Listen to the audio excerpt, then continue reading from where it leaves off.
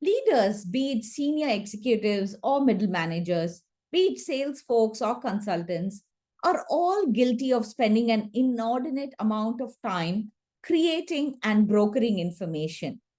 I was certainly guilty of that in the early stages of my career as a management accountant. But what if?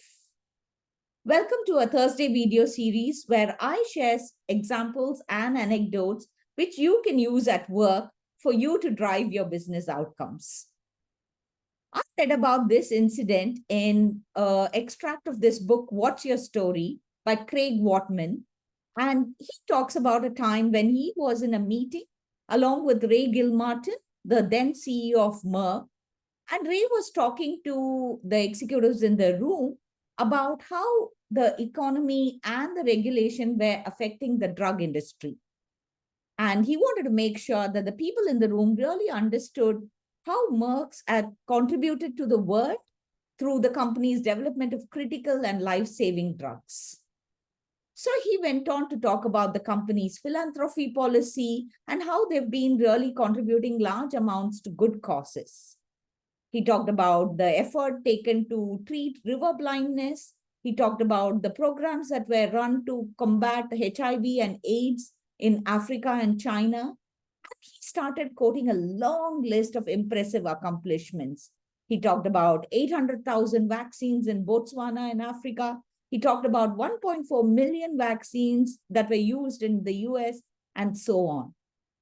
And as he continued talking about more and more numbers, the people in the room started to tune out. So what should have been a case of creating a wow about, Merck's work in the drug and life-saving drug industry, people were instead thinking, when would he stop? Their eyes were glazing over.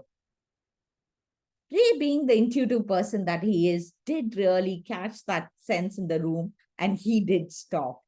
He became reflective as he stood on the stage and he paused, and then he talked about this incident.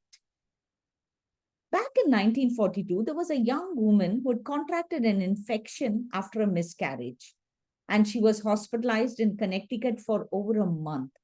And during that month, her fever ranged as high as 105 continuously. The doctors had tried all kinds of treatment and nothing was working. At that time, they had heard that there was an experimental drug that was being created.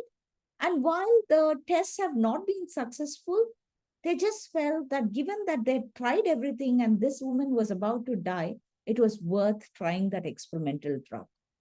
So they collected a small sample of that drug, but that was half of the entire stock of that drug, which was in US at that time. And they administered that drug on this woman. That woman, Ann Miller, responded positively to the treatment and her life was saved. When Ray finished sharing this example, the audience went quiet. In their mind's eye, they were picturing this young woman who was about to die. They were connecting to the families and what the emotion must have been for her family as they watched this happen. They were also relieved that she survived. And they were so relieved that this new drug could save her life. So it really brings home the point that while companies like Merck, they develop drugs that save people, all the statistics in the world, which talks about the life saved, nothing is as meaningful as the effect that it had on that one person. Sharing that example really brought us into the problem. It created a context for us to understand and relate. And it also created an emotional response from us. We could feel it. And that's the power of using stories instead of just data points. So what if, as leaders, as people using data, we, instead of just creating all these PowerPoint decks and bullet points thrown in, what if we go beyond it and ask that question? What is the best way to communicate this data? What kind of insights do I want to leave this audience with? And what's the kind of business outcomes do I want to drive?